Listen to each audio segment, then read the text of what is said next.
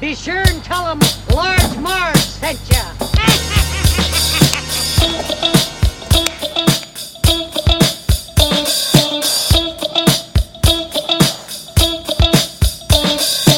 In the 90s, we were just teeny tykes. We went to movies and our bikes. We wanted to be DJs, but we were just teeny gals. So we went off to college and we remained best pals. 20 years later, we're still watching flicks and we're bringing you the favorite bit by bit. Sweetie and Sweetie are here to say it's the Large Marge Santa's podcast. Hey.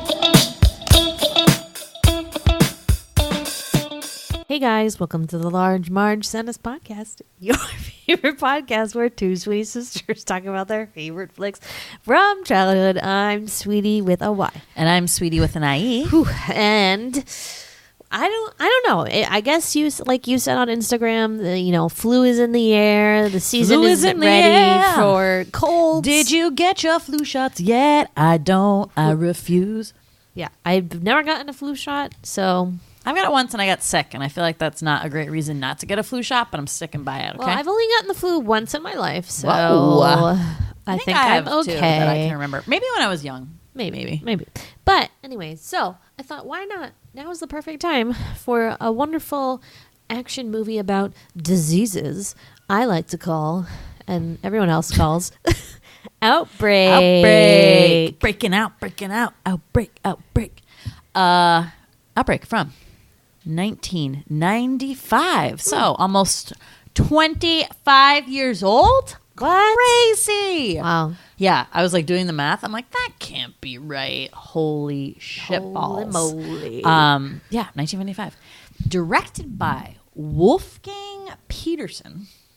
Am I supposed to know who that is? Huh? Am I supposed to know who that is? Oh, you will now. You will after I say this. Some of his prior movies are Troy, The Perfect Storm, Air Force One, In the Line of Fire, and The Never-Ending Story. Yes. Seems very out of character. I know. Interesting. Was When that I was like his first movie? No, remember, it's Das Boot was his first movie. What do you mean? No, remember. Because when we did Never Ending Story podcast literally 3 years ago, we like brought that up because we're like, who the fuck is this guy? We probably talked about his other movies. Yeah. We probably were like, Outbreak? Oh my God. Right. Okay. Totally I can't wait to other listen side to of that. it. So, Great. yeah. So big actor, German director, I believe, of, yes, the lovely Never Ending Story, but then kind of went into more like big budget action films, I think, and was like pretty famous for that. So pretty cool. Good for him. This movie is chock full of not only disease, but really big movie stars. Yeah. My two favorite things. We've got Dusty Hoffman. Dusty. Hold on. And I want to say most of these people were like huge in the 90s, right? Sure. Like, and it felt like to me that this was, I don't know, like a big movie of the time, and everyone's like, I want to get in on that. I mean, the star power that they got for this seems like pretty off the charts, Seems excessive. Right? Yeah. It's like you're exceeding the limit of like breakout, voiceover. Oh, yeah. I mean, like, artistry. Rene Russo was like the 90s it girl. Yeah. She was like the hot girl who they cast in like smart roles. Because she's like, she's like a doctor a lot. She's like a psychiatrist. Interesting. She's like a cop, I think, sometimes. Typecasting. I Yeah. know. So anyway, Dusty Hoffman, number one. Dusty Hoffman. I mean, he's had a long career. I mean, I don't think he was like as big in the more big in the 90s than anybody else. And we'll talk about the casting later because there's some backstory. Oh boy. Cuba Gooding Jr. Coming off of Jerry Maguire, or was this before? Before? Yeah, I want to say I before. think Jerry Maguire's 97? Or 6? Something. Yeah. I don't know. But anyways, young Cuba Gooding Jr. Morganza Freeman. As an evil bitch who comes around. Well, I would say like tragic hero or whatever. What is that? Dark hero? I don't know. Or like I mean, he's bad. villain with a heart of gold? I don't know. I feel like that is I don't know. I think that, yes, he comes around, they throw him a bone. They're like, actually, Morgan Freeman can't be bad. Which is interesting because when we watched this, and I didn't remember he was the bad guy, and then I was like, fuck, he's the bad guy? Like, ruined it for me. But then I was like, this is just like Gone Baby Gone. Spoiler alert. He's the bad guy in that, but also a villain with a heart of gold because you're like, hey, what would I do in his shoes? Yeah, he did a bad thing, but like, what would you do? And for the record, we're talking about Gone Baby Gone and not killing a village of poor people suffering from a disease. So, anyways, moving on. Morganza Freeman, love that bitch.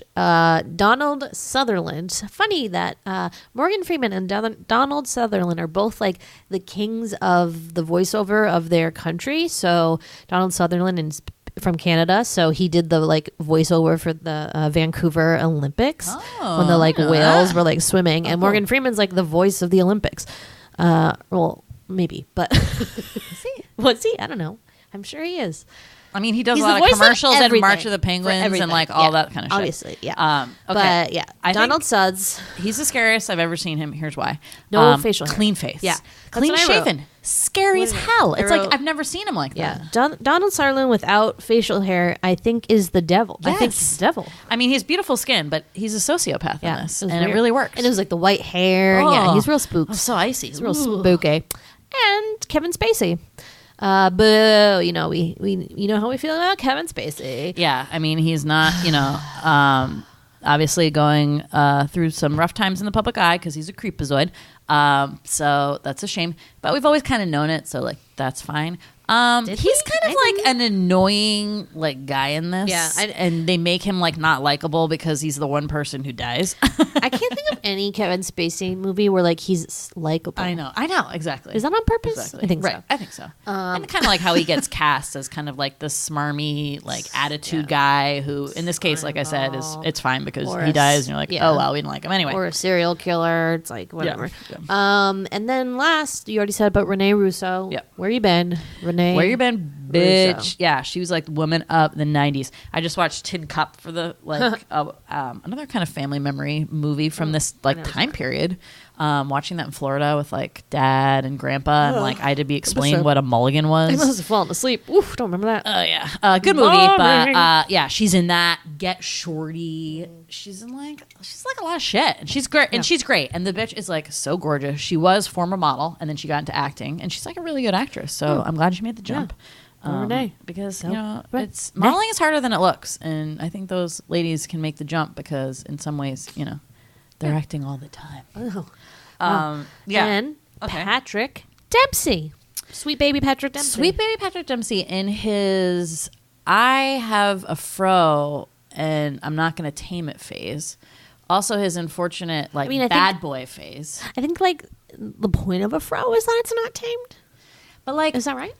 okay, sorry. My I'm not gonna get a haircut phase because once he cut his hair, you're like, wow, you're 20 times cuter, and that's what usually happens with guys in haircuts. Ronald the sequel. We don't need the long hair here, Pat. But as one of our fans on Twitter pointed out, this was like this weird time that like Patrick Dempsey was coming off of being like, yes, the Ronald Miller from Can't Buy Me Love, the lover boy guy who delivers the pizzas with the anchovies on it. movie. We should do that one. That's great. And then in the 90s, he like gravitated towards roles where he was like kind of an asshole. Like this one, like I mean, he's not an asshole in this, but he's just kind of like, I don't know, like you don't love him. An asshole in anything. He's remember that movie where like Joe Pesci is a homeless guy who moves into like the Harvard dorm with Brendan Fraser? No. Yes, and the girl from The Cutting Edge. No. Yeah. Okay. And there's a Madonna song that goes with it. Come on, guys. Why, And there's then at always the a end, Joe Madonna. Pesci like goes outside to die like a dog. Come on, you don't remember this? Okay. I'm hoping you just had like a weird dream, We'll look it fever up. dream Someone about is gonna that, know. and it's Someone not is real. gonna be like, "Oh my god, I remember that movie." Anyway, so anyways, that's all the people in this movie. No, I'm not done yet. So that was like '90s Patrick, and then he got Grey's Anatomy and McDreamy, and then that's like all he could be. Yeah. I mean, then he was like leading man, hot, like. can't be. And then last but not least, Marcel the monkey. Everybody. Wait. That is the Friends monkey? Yes. Betsy, Ebola host, is, or it's not Ebola. What is it? Something else. The disease. Mufasa. Yeah, Mufasa. The Mufasa virus. So Betsy is the monkey. This host monkey is, yes, Marcel from Friends. What? Ross's little pet monkey. Oh my God. I know. Famous monkey. I know. I just thought there's always those, I don't know. Good for her, but she's still getting work. I'm pretty sure she's like still alive. What? How long do those monkeys live? I don't know. I'm just making that up. Oh, But I feel okay. like I heard that somewhere. I just hope that she is, because it's just sad. It's just really sad Man, when what you think if about. they gave Oscars for monkeys? She would have totally gotten one. Obviously. Yeah. Obviously. That's the cast. So, Huge. So, in terms of memories, corner of my mind. Like the corners of my mind. Sweetie and I were first introduced to this movie, I believe, on a family vacation to Lake Winnipesaukee in New Hampshire, where we went with our cousins and aunt and uncle. And our father, Ron, was like, "Oh, I think had he seen it before?" I think it like no one had seen it, and it was like one of those things where we got to see Outbreak. So they rent Outbreak from the video store. Yeah, they rent it. We get pizza. We're all excited. We're in the mind you, the oldest person in this on this trip was me, the oldest kid, and I would have been 12, and so you were 9. I mean, I don't know. I think they just saw like fun action movie. I don't know. Is this rated R? Probably. I mean, there were a lot of swears and like fucks in it. Yeah. So I don't know. But anyway, so we put the movie on. We settle down with our pizza. And we're like la la la la la la. And then there's like these guys like, okay, cool. Like they're in these like spacesuits, Nate. And then it's just people's eyes bleeding and pus-filled faces and just like awful shit. And our Uncle Mike got like real upset, and I don't know. He was just like, "This is a great movie to watch while eating, or something," or like left. I don't know the full story. Strode out and went and like ate his pizza in the bedroom or something. I mean, he was like not happy. I mean, Uncle Mike, fair assessment. I told you I didn't want to eat during the beginning scenes in honor of Uncle Mike. Not that bad. It was pretty bad. It was not that. Okay, it's not that bad. With like 20 years later, I'm like, this movie isn't scary at all. It's like intense, not scary. But I felt like I was scared of it, maybe from just the build up. Again, I've talked many times about how much a wuss I was about stuff, mostly with violence. But like anything that was like R, I'm like, whoa, too scary for me, guys. And I think I was one of those people who'd be like, I'm just not going to look at it. So I'm assuming I was eating my pizza with like my back turned, being like, this is a great movie. I'm enjoying this so much. But like, who was watching it? Dad and Kathy? Uncle Mike and Dad. Were the women watching it? I think so. I think they're like, I don't know. But I think we got into it, and I think whatever. But then it became like it would be on TV or whatever, and Dad would watch it again or something. I don't know. I feel we were largely introduced by Dad. Better call Uncle Mike. Yeah. Yeah. It was like the inside joke of our family. Yeah, it was like a family for joke. years and years and years. Yeah. So that's my memory. And then fast forward to a couple years ago when Sweetie's had our Sweetie Clubhouse when we lived together. It's like, whoa, what? Yeah. Oh yeah, and we would watch movies all the time. And I remember like one Saturday, or like a Sunday, and we were just like let's watch Outbreak, and we like rented it and we watched it, or it was on TV maybe. Yeah, I think maybe on TV. Yeah, maybe on TV, and we were like, whoa, like we literally had not seen this since like Winnipesaukee time. So we've only seen this movie probably 3 times. I mean, I've seen a little bit. I feel like I've seen it a lot. So. It was always on TV. I would watch it. I remember all the parts. Yeah. Good times. But yeah, so that really like seared in our brain. Obviously, like the family story about it, and it's not a bad flick. It's pretty good, I'd say. It's really more intense. Like there's a lot of themes to it, which we'll bring up maybe post summary. Excuse me, I just burped. But overall, good, and like. I don't know. I feel like the 90s really brought about a lot of these movies that were very like disaster level, right? So you had all the ones with like the asteroids. I mean, you have these ones with like mass like contagion shit. Twister. And like that has mostly come to an end, I feel like. I don't know. Like there's not as much of a market for that. I don't know why the 90s was all like, let's like watch all these things that like could happen. We had nothing else to complain about, and we had to create like drama. Okay, I like that. I mean, now like that is almost like as ubiquitous as like superhero movies. You know what I mean? Like that's kind of like the new thing now. I don't know if every decade you could say like, oh, like this is all, because like we did 80s movies and we're like, wow, this is a lot about like popularity and clicks and like whatever. And like these ones, yeah. I mean, I just think that's interesting. So that's what I noticed about the 90s. There were a lot of those kind of movies. Cool. Yeah. But I don't know if there's any other like contagious disease ones though. I'm sure there are, but later there were a couple recent-ish ones. Contagion. Was that a horror movie? Kate Winslet was in it. There were like a bunch of people in it, weren't they? I don't know. Chernobyl. Similar themes there. Real life. Yeah. So yeah, it's crazy, but it is scary. And I remember being scared like of the ease at which people like got sick and died in this. I think was really scary to me. Also a couple scenes which we'll probably talk about, and lots of more stories to come, I think. Yeah. I mean, it's obvious. Yes, it's obviously a very real thing. We only had the Ebola outbreak like a couple of years ago. So unlike, and it's not like asteroids or all that shit like couldn't happen, but like the reality that like this would happen before an asteroid, yes, I would say. So it's like probably one of the more realistic, like, but they always end up happy, right? Mm-hmm. The asteroid always gets blown up by, an engineering team, oil drillers. Oil drillers. God bless them. Or some like crazy person cracks a code, or they launch an atomic bomb on it, or in this one, they find the antidote. And I was talking to Sweetie about this movie, and I kept saying anecdote. Wait, anecdote instead of antidote. And she's like, wait. She's like, that's the wrong word, right? And I was like, oh my God. But I'm pretty sure I was talking to you. I'm pretty sure you've done that before on the podcast, and I called you out on it. I can't remember what movie it was. God. It must have been Temple of Doom, because there's the antidote in the beginning. I was totally that. Antidote. Oh, so you said it kind of, Antidote. Antidote. You just said it kind of funny. Antidote. Anecdote. Just say it funny. You just like only think that word. I'm like, it comes out that I'm like a dumb smart person. Like I am like, if I would consider myself a very smart person, but there's some things that really just get me. Silly. Oh man. Okay.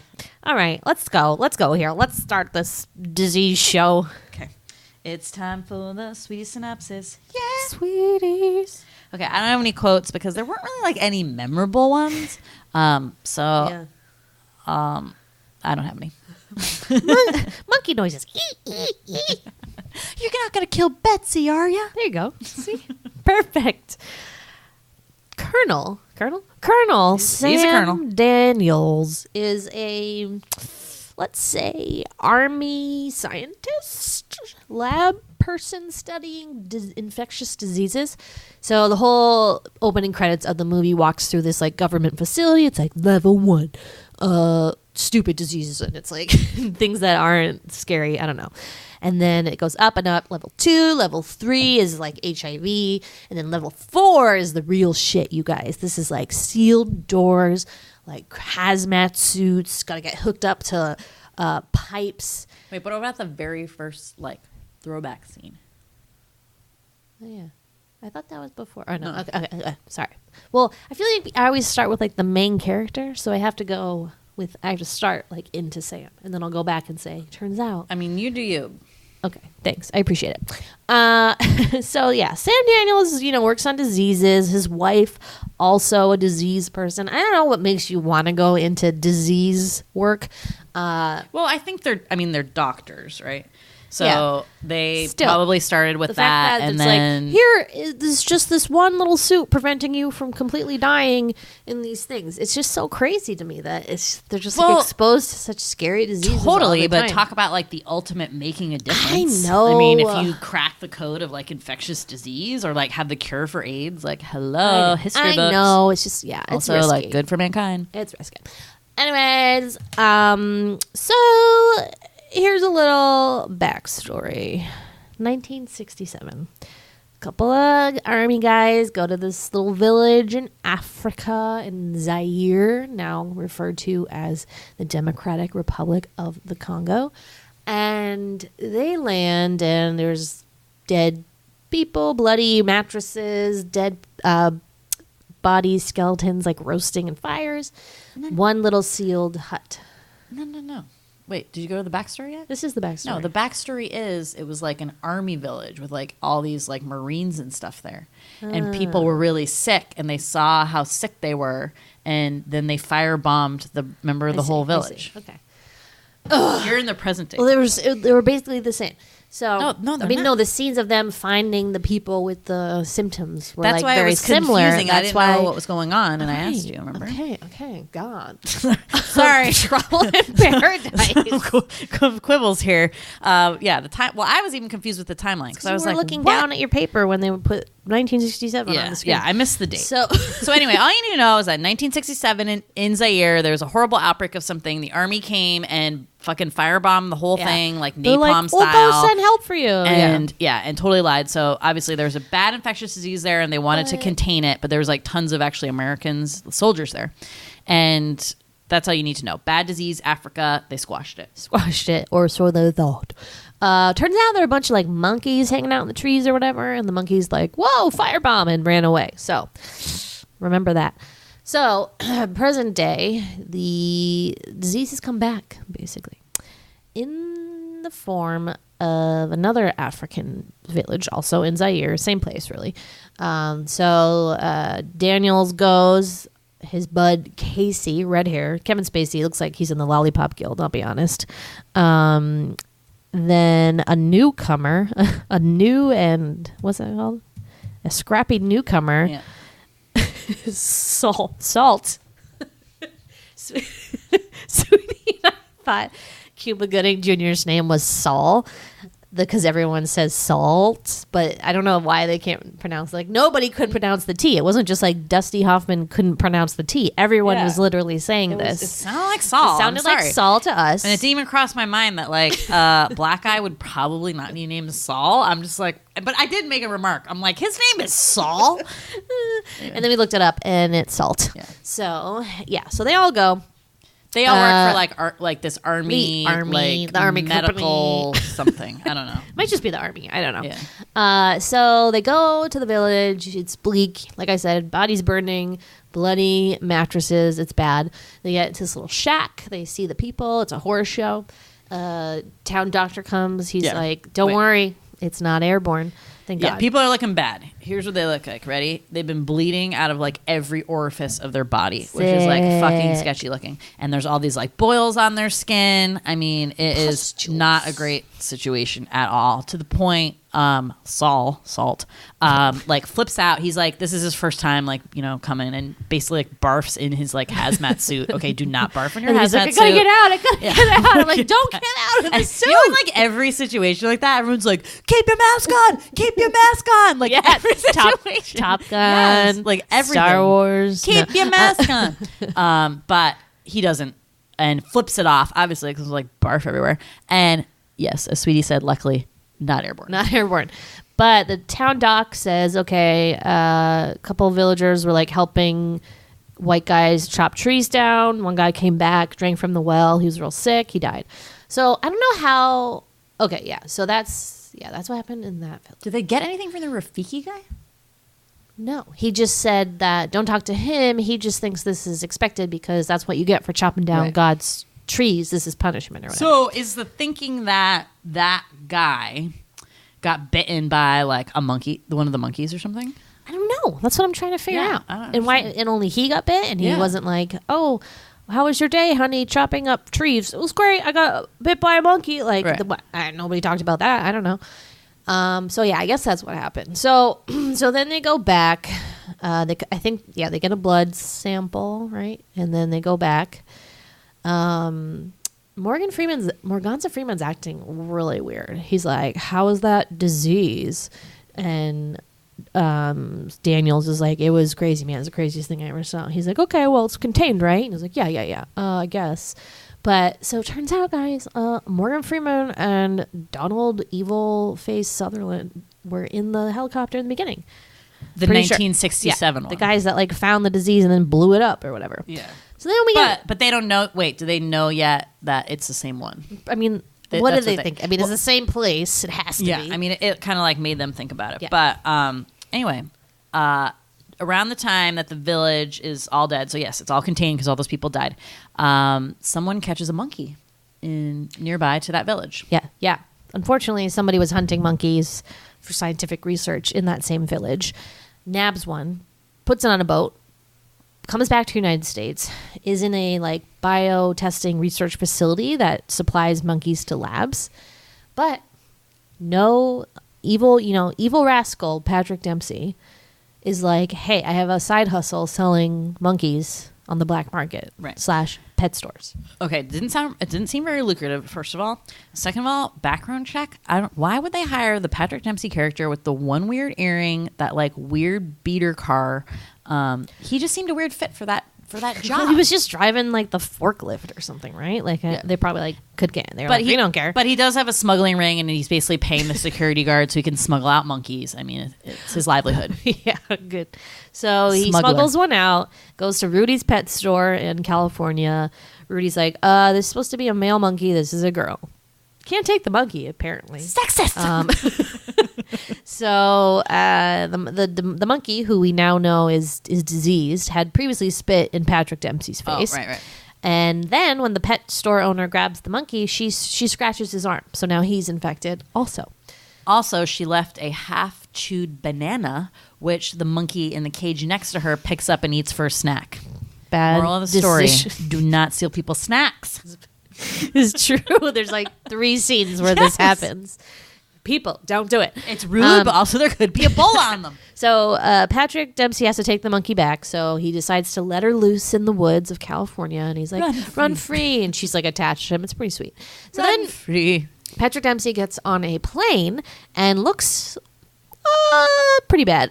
Worse for wear. He's got the old red eyes, like red rings around his eyes, like sneezing, like it's real bad.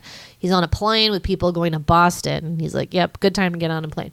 So lands. He comes off the plane literally looking like the bottom of somebody's like muddy, poopy boot. Like, what? Honestly, I've never seen anyone look worse. And the girlfriend is like, honey, what's wrong with you? You look terrible. And then gives him a full-on mouth kiss, like making out. What is happening? Yeah. What is happening there? Like, I know you missed him, but oh my God. He's dead. He's dying, and now you're dying. Like, it's great. Great job. New rule, if someone is bleeding from their eyeballs, do not make out with them.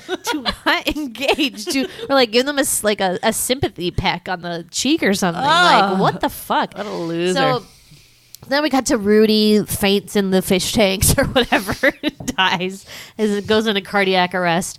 The doc at that hospital, they draw his blood to figure out like what's wrong with him. Dummy of the century, blood technician Gary Two-Face or whatever, is like, now is the perfect time for me not to pay attention to my hand going into this cylinder of rotating, spinning blood vials. Puts his hand in, like cuts something, the blood vial breaks, blood goes all over his face, into his mouth, through his eyes. It's great job, guy. So he's like, can I get tested for like HIV or AIDS or something? Like, please give me the globulin. You know, the magic medicine that makes you like immune to all blood diseases. He's like, you gotta give me something. I don't want to give it to my girlfriend. These guys are their fucking girlfriends. You know what would be a good idea, a good way not to give it to your girlfriend? Don't go out to the fucking movies after you spilled blood in your face. Yeah. It's very unfortunate that you feel with this particular disease, like, totally fine, and then you're basically like dead within like a couple hours. Yeah, so that guy, they like send his blood off, whatever, test him. Meanwhile, he's like, let's go on a date. Girlfriend is also diseased and sickly looking here, goes out to get some fresh air. They go to the movies. Yeah, we saw that. Went to the movies. He coughs in at least 20 people's faces. And then in the movies, in the popcorn, like in the movie theater, and then when he's like, I need some water, and like goes and coughs in everybody's face. I mean, that part was the one that really hit home for me, because as a user of public transportation, obviously the people coughing is like a crazy thing, and it gets like really sketchy. And that's where like a lot of people get sick, not only like the germs of people holding, but just people. And like I've seen people yell at other people for being like, "Do you cough in your elbow?" People are pretty good about it now, but like when you see a hacker on the train, you're like, "Fuck." No. But we've also been there before, and it's like, I'm sorry. But anyway, so So at this time, basically, word has gotten out that there are some diseases have sprung up. So the first, obviously, the ones on the radar is the Patrick Dempsey case in Boston. He and his girlfriend are both infected. So Rene Russo, who is Daniel's wife, Robbie. Her name is Robbie. Soon to be ex-wife. She works for the CDC, flies down up to Boston, and they take a look, and she's like, oh my God, Sam, this is, I think, what you saw in Africa. And he's like, no way. He got fired from the case because it's a dumb face. Donald Sutherland didn't want him to figure out that they like fucked up and bombed a town, but somehow got the antidote. Like, how did they get that? How did they find the host and they make must that? They must have taken. I don't know if we maybe missed this part, but they must have taken blood samples or something back or something, and then made it from that. The host was there. I don't know. No, they were able to do it like synthetically. They said somehow they didn't use the host, but they were able. I mean, they had years of research to do it. This was 1967, so like they obviously could have done that like anytime. But so there's some like sketchy biological warfare like shit that's underneath all that they are assuming Dustin Hoffman's going to find out. So they fire him. Yeah. And then so they contain Patrick Dempsey dies, R.I.P. His girlfriend dies, but they take the samples or whatever, and then they consider it contained once they find out that no one else from the plane got sick. So they're like, hooray, we did it. And then a fax comes through because literally the whole fucking town where that lab technician lived is now sick. So they've got Cedar Creek. They got like 15 people ill at the hospital. They're just pouring in the door, just like fainting, coughing up blood. You're like, oh, fuck. So they don't know what's happening. So everyone goes down there. Sam Daniels, Robbie, Casey, everyone's there. The whole group's there. They check it out. Wow, it's pretty scary. They get some samples. They find out that the sample from Jimbo, Patrick Dempsey's character, is a different strain or whatever. Is that what they call it? Strain? Yep. Than the people who are falling ill in Cedar Creek. And they're like, how the fuck did that happen? It must have like mutated somehow. So immediately, they know before like all of this that it's an animal is the host, but I don't know why. Because maybe that's how it like normally is transmitted or something. Maybe. But so whatever. So they do this like crazy chart and they like figure it out. And so there's like two different versions of the disease that has mutated. So the first version is what Patrick Dempsey had. It's just transmitted by human to human contact. So and it's the one that is the exact one that was in Africa. In Africa. The one that is in Cedar Creek is airborne, so you can get it just by somebody coughing on you. Yikes, scary. And so they're like, okay, we got to figure out how this happened. So now the game is on to find the host, basically. Find out where this came from. Because if they can find the host, then they can get the antibodies and like make the antidote. So that's the mission. A couple things, though. It's pretty hard to find that. Pretty hard to find that host when everybody's dead and you don't know how they got it. So they do some like good old-fashioned detective work. They find out Patrick Dempsey worked at that bio facility, right? Mm-hmm. I don't know why they didn't think. I don't know why they had to like go. I don't know, whatever. So I kind of like got lost where they were like making the connections because like we knew the connection, so it wasn't like a groundbreaking moment for us to be like, oh my God, Patrick Dempsey let the monkey loose in the woods. Like we knew that. Well, so they knew that the biotech company had gotten all these deliveries of all these animals. They need to find out like which one it was. So they're able to track down the ship because one of them... They like cross-reference. Yeah, they cross-reference and like one wasn't... I forgot. Anyway, so they figure out the ship where the monkey came from. So then Dustin Hoffman and Cuba Gooding Jr. fly there on this like little helicopter. And it's this like Chinese boat. People like barely speak English, but they do have a dead guy on there with the same symptoms. So they're like, oh shit, this is definitely the boat. And like lo and behold, that dead guy, like thank God, took some selfies with the fucking monkey. I mean, what are the odds? So they now know, like... He took a selfie and just a picture of the monkey by herself smiling at the camera. Like, I mean, what? guys, this is like pre-selfie time. Why is she... The monkey is like, oh man, Miss Congeniality. She's just friends with everyone. Yeah, she knows how to get along with people. Cute. Yeah. So now like, they know what it looks like. This is monkey suspect number one. Because, they like literally didn't know like what the host was. They assumed it was a monkey but didn't know what it looked like or anything like that. So... side part of this, so Morgan Freeman grows a conscience and is like, we should get the antidote that we made from like the 1967 one, give it to all these people. So Dustin Hoffman's like, what the fuck is this, dude?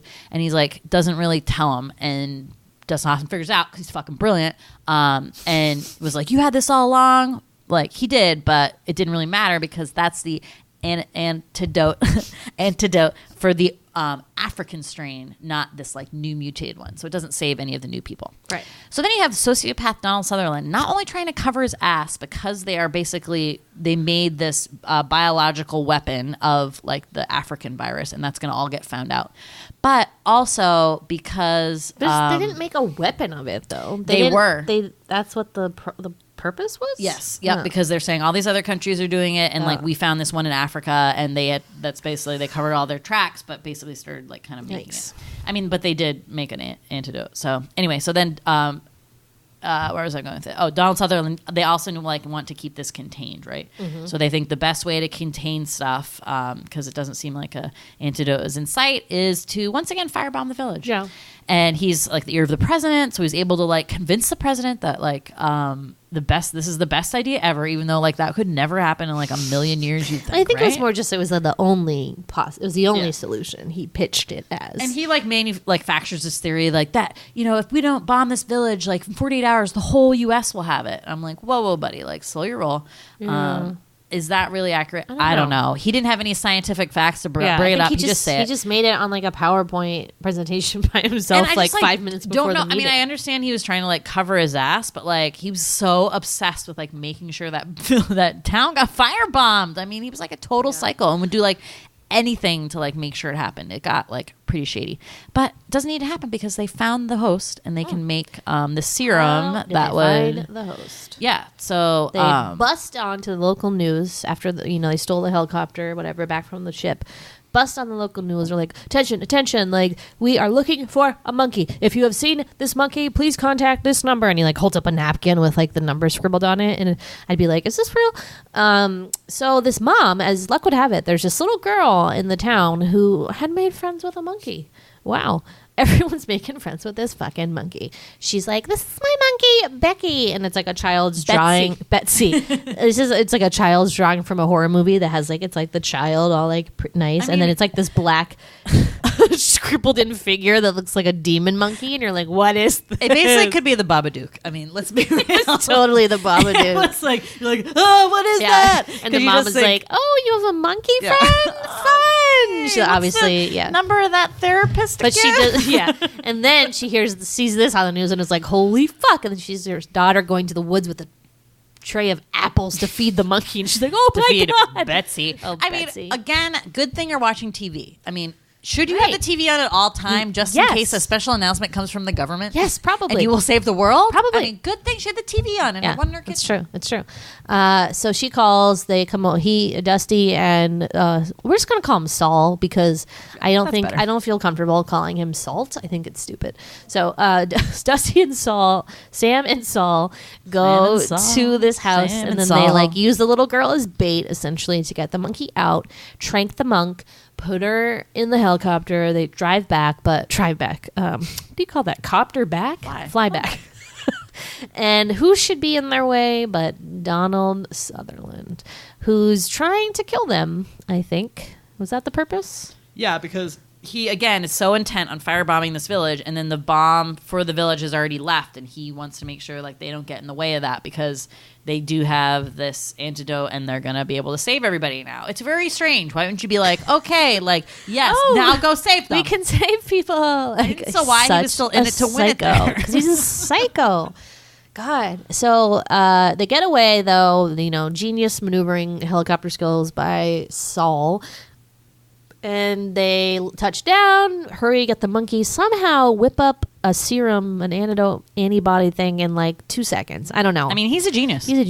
Oh, but guys, P.S. Meanwhile, Robbie got real sick. Right. She got stabbed with a needle by accident in her glove, and so she's sick. So we also had that countdown happening. Sam rushes in the first batch of this antidote. Saul carries in. He's like, I could give it to the children, but I'm going to give it to your ex-wife instead. Who I love again because she's going to die and my feelings have come back. But don't worry, she feels better with the antibodies, so everything's good. So better that he takes a chance and gives her a Wow. big old smooch because Wow. he's that much faith Son's helmet. in the Yeah. antidote. Meanwhile, they're like, we're still gonna bomb the village. So then Saul and Sam go out back in the helicopter, go intercept the bombing pilot's radio or whatever, and like, pilot, I'm talking to you. Steering the plane. The bomb pilot. We're like, we know who you're talking to, Sam Daniels. And, talks about, humanity, morals, that kind of thing. Don't blow up people. You'll feel bad about it kind of thing. It works. They drop the bomb in the ocean. Done. Donald Sutherland is pissed. He's like, I am going to, kill you pilots, basically, that, didn't drop the bomb and you are done. And Morgan Freeman's like, listen, your time is over. Thank God. Done. Take those reins from that psycho. It's his mutiny. Guy's worst. Sucked. So, and then he's like, if I go down, you go down. And Morganza's like, yeah, whatever. We did a bad thing. Yeah. Good for you, Morganza. Pay the piper. He came around. So that's it. And then you see Robbie back to good, still a little red around the eyes. Then they have a weird flirting part where they're like, wow, that was really a crazy experience. And then Dusty Hoffman's like, would you do it again? And she was like, yeah, maybe. I'm like, what? What? Just so you could fall in love again? Like, what? Okay. Almost dying of infectious disease to really bring the spark back in a dead relationship. Yeah, it's crazy. Gotta try that sometime, guys. So that's it. Credits roll. Bum, ba-dum, Bum, bum. What happened to the monkey? What happened I hope to Betsy's okay. Betsy? I don't know. I mean, assuming. No, they probably got all the blood they needed from her and then killed her. I don't know how that works. Oh, God. But maybe not. Maybe they have to keep her alive so they can continuously study her cells or something. Yeah, definitely. Yeah. Keep her alive. I mean, she was the host. She didn't do anything wrong. She's very innocent. She's in all just this. living her life. Yeah.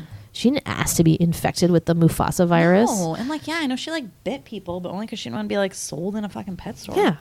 And who's coming in buying monkeys? I don't know. Why were there was already a monkey there. Tiny little town pet shop, and they're like, "Wow, look at this exotic monkey." I think they said, didn't they say there were 1,700 people on that town? Give me a break. Yeah. Well, that guy had some crazy collector who was looking for monkeys to do something. Anyway, all right, guys, I've boiled down this movie to having 4 themes. Ready? 4. Wow.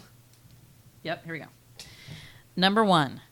Dog joint custody is sad. Okay. It's very sad. It is, but I would like the parents from The Parent Trap to take notice that even these 2 adults who had dogs, not people, as children, said, well, we can't separate them and we can't... I forgot the other option. Yes.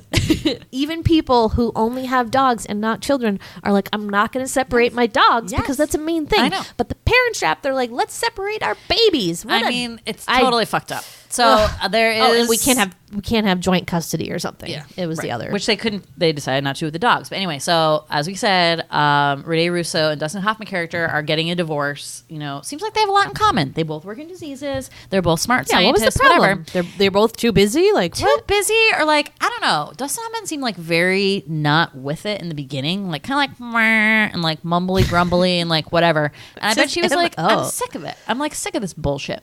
And I mean, there's something about him being selfish. I don't know. They bring up all this stuff. Anyway, they have 2 great St. Bernards, and it goes that the Rene Russo is leaving for the airport. She's going to go work at the CDC, which is in Atlanta, so I think she's going to go live there. And then she's bringing the dogs, and then he gets all mad, and then they start talking about dog joint custody, and it makes me so sad. I mean, that's bound to happen, and what can you do? You think you're going to be together forever, and that is what it is. But it makes me, it just breaks my little heart. Yeah, I mean, I know couples have done that, and they will literally have, I have the dog this month.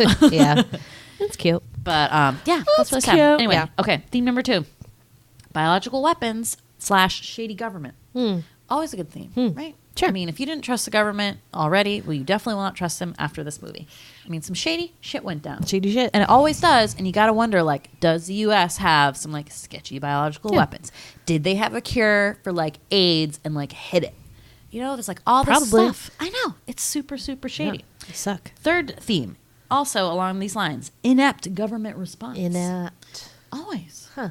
I mean, they got to make the movie out of something, but, right. And they kind of, they got it together, like, eventually. I'm also going to say shoddy government funding for these disease level 4 labs. I'm not working in a place where I have to duct tape my sleeves so that the disease doesn't get in. Like, why aren't those suits more high tech? What the fuck? I know. And then Kevin Spacey just like snags his on a table and the whole thing fucking rips. I mean, like, you just got to be really cautious. And like, yeah, you can't be tired. You got to be on the ball. And it's like one of those things where it's like, you know, probably a job where you're like working crazy long hours. And like, yeah, it's really, really scary. It's messed up. Okay, my fourth theme of this movie. Dating will fucking kill you. 2 people die just because their boyfriends had the fucking disease. I'm telling you, be single. You will not die because someone won't be kissing you. Yeah. Just like if you were single and AIDS was happening, like you were probably okay. Yes. I'm telling you. Dating will kill you. It's going to kill you. Stay single, guys. Single. Says Sweetie, who has a boyfriend. You're dead. I'm alive. I know. I'm thinking about maybe I should go home and say, hey, Jimmy, I'm a survivor. it's over. I don't want Ebola. It's not Ebola. Just kidding, honey. I love you. God. Never love Wow, good you. themes. Good themes. What was I going to say? Okay. So I think that, wait, shoddy government, what was that last theme? Inept government response. Okay. Do you mean like, okay, I feel like they could have like come into that town and been like, here's a mask for everyone, but they just let everybody just like. Exactly. That, but like, also remember in the around. CDC when Renee Zellweger goes to the main guy and is like, hey, I have all this information. They're like, we're not going to do this, blah, blah, blah, blah, blah. Nobody wants to do it. They don't want to spend the money. They don't want to alert people unnecessarily and cause a panic. I get it. But yeah, man, when those stats, those cases start rolling in, scary. It's scary stuff, man. Good scene though, when they're like, we did it. And then the faxes. What a great thing. So we also didn't mention, again, Kevin Spacey dies, I guess. We don't see him die, and I'm assuming he did not make it in time for the antidote. But, I mean, I wasn't too sad about it. I think he was a dick. I hated his lollipop guild hair, and I hated So him. why do you think he had red hair? Do you think it made him seem like kind of Annoying? Yeah. I think so. Okay, and my other theory is that his name was Casey and maybe he was supposed to be like Irish, so they like wanted him to look Irish looking. Like, why would you make someone a ginger? Why would you be like, okay, for your character, I think you need to dye your hair orange? Or was that his was that his last name? Did people call everybody by their last name? No, that was his first name. Okay. Yeah. His last name was Schuler, so I guess not. But. I'd be like McCarthy. Oh my God, he's totally Irish. Yeah, strange choice, Yeah, but right. he, like I said, snags his like suit hose on a table, big rip in the suit, whatever. So, but then he is like, "Oh, I'm not sick, nothing happened," and I'm like, "Dude, you're not working with like the flu.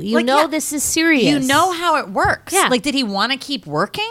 And like, but you're endangering everybody right?" else, And you know that, and he knows how important that is. Because I don't understand. If he had went to them immediately, okay, I opened my suit, I'm probably sick, take me to the hospital, Right. then like the Renee Zellweger needle poking would She'd never have be happened. fine. She would have been fine. I mean, so see, she's the trying to dominoes draw here? his blood, gets distracted or whatever. He flips his hand. Needle goes into her through her 5 gloves that she's wearing, and it nicked her finger. So she's got it now, and you're like, fuck, man. So, man, race against the clock. Yeah. What's the time frame? 48 hours, you're dead?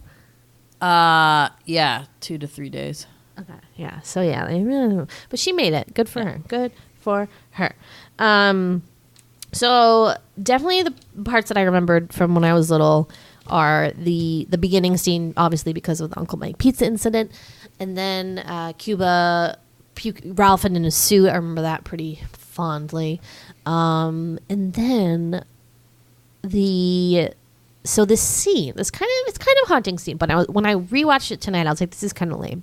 There's this mom. They go through the town and they're like, if you are sick, put a white piece of cloth or clothing, whatever, a blanket on a door or window, and we will come and collect you. And so you see this mom like packing up a suitcase, and she's like, bye, girls. And they're like, bye. She's like, you can't hug me, sweetie. I'm sick. And then she has to go get checked out. So they get their blood. They test everybody's blood is positive for this fucking thing. So they do it very like purposefully where like you see her, she gets assigned a number and we know what it is. It's like 112 or something. 612. And then when Kevin Spacey's doing the tests, you see them, he puts the 612 like slide on the microscope and is like, positive. And you're like, oh no. We never know what happens to that mom. Well, then when like they're in the president like war room or whatever, and that guy's like, check a look at these faces, and he's like, she was one of them? Yeah, she is one of the pictures. I'm assuming then she didn't make it. Probably but was that just supposed to show like follow like the life of one person to see like how just it's like affecting, to see how scary it was, and like you think just all the bodies are like in the school, but it's in the field. They just have set up all these tents with even more people who are infected, and just the scope of it, the scale is just like very terrifying, I guess. The speed at which the disease takes hold. So I remembered that and being really sad. I would always get like really emotional about like mom stuff when I was little because I didn't want like my mom to die. I think I told that story for Chipmunk Adventure. The mom song like made me legit cry. But yeah, that scene sticks with me. The needle, so Rene Russo getting stuck with the needle, Kevin Spacey's suit coming undone, and then the monkey stuff. So I don't know. I mean, obviously, if I was a little girl and a cute little monkey was in the forest, I would probably make friends with it too. And good on Becky, she didn't hurt the little girl. It's Betsy, first of all. I don't know why you keep calling her Becky. Like too much Full House. It's like Temple of Doom. short kick, short round. Betsy. I mean, doesn't really fit for a monkey. Doesn't. It's the worst name ever, little girl. Way to go. And it's like super dated. I'm like, okay, where'd you hear that name? Like, whose name was Betsy in 1995? Your grandmother? The monkey stuff. But yeah, the monkey stuff. Whew, that was fun. I'm so glad the other monkey made it. I was never more happy in my life. We were so sad. It's funny how like we watched this movie, all these people die, it's very sad. And then the one monkey gets like sick and Sweetie and are like, no! Oh my god. She just ate the snack banana. She just wanted a snack. Bonus banana snack. And then they give her the antidote and she's miraculously healed and we were so excited and we were like, I almost like got up and was clapping like, oh my god, the monkey lives. But it and it puts them on the direction to like trying to figure out like how to save everybody. So she made it. She won out. Betsy. Yep. Did you have any memories? I don't have any memories. Like I said, like on the start, I remember it being a little bit grosser. And I really was like not as grossed out by it. I mean, once you kind of get into like they're going to be like bleeding from their eyes and stuff. Like, yeah, it's like a little gross, but it's not like, you don't have like boils like popping off of people's faces or anything like that, you know? Like it's not like scary and there's some like kind of fun elements to it. The dynamic between Cuba Gooding Jr. and Dustin Hoffman gets really good. And they're like this like fun little like ragtag team like saving the day. And that's the part I don't remember at all from when I was little. Because when we watched it a couple years ago, I was like, this is pretty fun. This is like pretty funny. Why does Cuba Gooding Jr. have so many skills? Why does Saul can do everything? Like I know you can do a lot of stuff when you're in the army, but he's like a scientist, helicopter pilot, doing like crazy stunts. Oh, yeah. I mean, the other guy who's like driving the like evil man helicopter is like, I'm the best pilot on this base. Meanwhile, he's like, whoa, I took that turn a little far. Yeah. And like, he totally sucks. Right. And Cuba Gooding Jr. He probably has like the minimum training. He was like blowing by people. Smoke them. Yeah, he's like really smart. Good for him. Yeah, good for him. Good for him. Good for him and his father. So funny Sweetie story. Sweetie confusion. Yeah. While we were getting ready for this movie, Sweetie was like, we were talking about all the people who were in this movie, and Sweetie was like, oh, and there's that weird guy that looks like Patrick Dempsey, but is not Patrick Dempsey. And I was like, yeah, I totally know who you mean. I'm like, the guy in Speed, right? Who we thought was Patrick Dempsey also. So the whole day I'm like envisioning this. I'm like, oh yeah, that's so weird.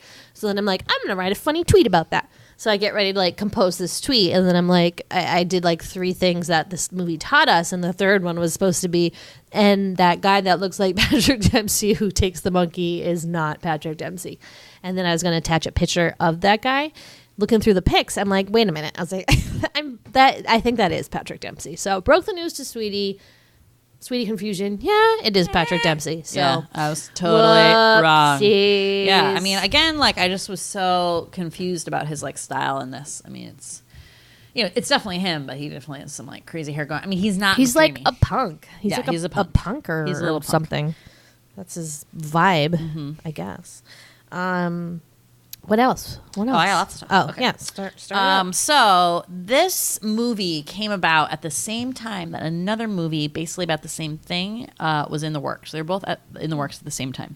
So that movie was based off of the book The Hot Zone. If that was pretty big for it came like in the mid '90s about the Ebola outbreak in Africa, and they were gonna make a movie on that. Ridley Scott of Alien fame was going to direct it.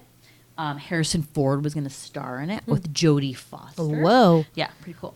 And I saw a weird note. You wrote a weird note. Oh, I put Georgie instead of Jodie. That's funny. I was like, who's Georgie? Georgie Foster. Anyway, so they ran into some trouble, and then this script came about, and it kind of won over because the other one had slowed down for some production issues or something, and so they decided to do this one. Now, Harrison Ford said he didn't want to do it, so then they had to scramble and find some other people. So this is who they went through. So it could have been Harrison Ford, which I could see like him in that role, certainly. Yeah. Mel Gibson. And Sylvester Stallone. Yeah. I mean, the problem with all of them, maybe with the exception of Harrison Ford, is that you need like a sense of humor, I think, because I think that's what made the dynamic work. Like Dustin Hoffman wasn't like this like hot, army colonel who was like smoking hot but also smart and could do science. He was like kind of a dork, yeah. Like I was gonna say a dumpy dork, but I don't know if he's dumpy. But yeah. So I think that works, and I think Harrison Ford would have done a good job, but I don't think he would have had. He is a funny person and is capable of delivering funny lines, but I don't think he would have taken that character in that place. You know what I mean? Like I think he would have done like the Air Force One, like get off my plane, like give me the disease. Right. So I guess once Wolfgang got attached to it and then they found Dustin Hoffman, they did rewrite it a little bit. So I'm assuming that maybe the main guy wasn't supposed to be like a scientist or anything like that. That's like my gut. If they were going to like Sylvester Stallone was going to be a scientist. Please. But then you have what I brought up on Twitter, this interesting dynamic then of, this like hot model scientist woman and like Dustin Hoffman married. And you're like, what? I'm like, what world? And this is very like Hollywood, right? To be like, okay, like hot leading lady, so beautiful. And then they have like the schlubbiest partners. And you're like, okay. Like every movie. I know he's smart, but like, what? He's just going through a rough patch. Yeah. He actually looked pretty cute in this. And I will say you got to go with Dusty for those like intense like yelling moments. He is like very good at that. He's pretty good. I forget what he says. He's like, fuck. Yeah, well, he's like yelling at Morgan Freeman all the time. He's like, "Bah, like this is da da da da." He's like, I don't know, just like very good at it, and I feel like he good at yelling. did a great job. Put it on your resume, Dusty. And then he does like this kind of sensitive moments, kind of nice because he's like kind of awkward and like, look at me. Speaking to the pilot of the boat. Yeah, right. He Yeah, says it like or 8 times. like with Renee Zellweger, like Renee I just wanted Zellweger. I keep saying that. Renee Russo. I keep saying that in my head and then not saying it. Okay. Anyway, so that's pretty cool. What else? Interesting, they didn't give any boils to Rene Russo.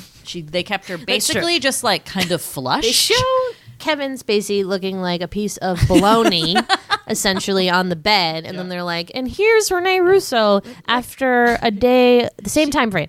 She had like a rash and chapped lips, and that was it. They're like, "Ooh, she's so sick. Oh, she's so ill. Oh my god!" And I just find that funny because clearly they probably didn't want to like ugly her up too much. Yeah. Interesting. Okay, the Congo seems like a dangerous place. Okay, do not go there. 2 reasons why. This movie and the movie Congo, sketchy. Both was like killer monkeys. The movie Condo, about buying a condo. Congo, Very scary. which I saw in the movie theater. Okay, that's based on a Michael Crichton book, and I was like shitting my pants. I thought it was like the scariest movie ever. There's you a seen Patrick it Dempsey lookalike recently? in that too. Maybe that's what you were thinking of. Have you seen it recently? It's not Maybe we should scary. watch that. It's not that I just scary. remember you coming home from that movie and being Traumatized. like, oh my god, they took some guy's brains. Yes! And they threw it. The monkeys threw the brains at other people. Oh. It was awful. It's awful. That part was so scary. It really like fucked me up. It's not that scary at all. I think it's PG-13. So now watching that again, I was like such a wuss. So like anything terrified me, especially like in the movies in the dark. I was like, ugh. Why did you go see it? I have It wasn't no like idea. marketed and like I'm sweet. Right. This is a movie about gorillas. What was I thinking? don't So know. crazy. Did you see it with somebody? Yeah, Catherine Hurd. We did used to see a lot of like kind of movies that I was. She wasn't scared of anything, so she'd be Okay, like, yeah. "Oh, whatever," and She I'd be probably like, just "Sure, muscled. I'll go." Yeah, she just muscled you in those. Yeah, for sure. I saw Sneakers with her. Oh yeah. Wow, you guys had really a grown up mature taste. Yeah, we really did. Okay, and then my last little point here is what I'm calling Chekhov's hazmat suit. So, if you're familiar with Chekhov's gun, it's a theory in literature, or does it extend to like movies Drama. and stuff? Drama. I think Sorry, anything. plays. Yeah. That if a gun is shown, like at one point, it is going to go off. Like that's going to be part of it. So my theory is, if you have a hazmat suit in a movie, it is going to be compromised at some point. That is like the plot points around almost every hazmat suit. And in this situation, it happens a couple times. And just to your point, like, what the fuck? Why is our hazmat suit so bad? Well, I'm like, this is not the flu. This is serious. Can these suits be like reinforced steel? Yeah. Can they be like space suits? I'm confused. There should at no point be any possible way that something can get caught on a table and rip a giant hole in the suit. Don't they make rubber that, like, if you push something into it, it will not, like, pop? Or, like, things that don't, like, come out, or, like, I don't know. Like, there has to be something. Better technology. And it's just, like, your buddy, like, suits you up, and if your buddy didn't spot that you had a teeny rip in your suit, you'd be dead? Like, what? Yeah, so... No thanks. Yeah, no Based on thanks. that, pass on this Scary, but- pass on this career. But, yeah, there's a lot of plot stuff over the years with, like, those fucking suits being Those bunk. fucking suits, man. All right, cool. Anything else? No, but enjoyable film. I'd say, like, watch it when it's on. It's a good one. Just like, maybe don't be eating like macaroni and cheese while you're watching people's like boils on their face. Pizza was probably the worst case It really scenario was. because it was like saucy and Pizza face. They basically- they had I mean, pizza they had face. pizza fa- like That's little- what I'm little saying. pepperonis, I'm but saying they that had pizza I faces. 100% support Uncle Mike and his grossed out, feelings. Yeah. He didn't deserve that. We're sorry. I know. We didn't know. I know. Dad was wrong. You were right, Uncle Mike. 20 years later. You were right. Anyways, thank you for listening. If you have thoughts on Outbreak, come and find us on Twitter at the Sweetie Club or on Instagram at Large Marge Sent Us. Thank you as always for listening. Bye. Ebola rape virus.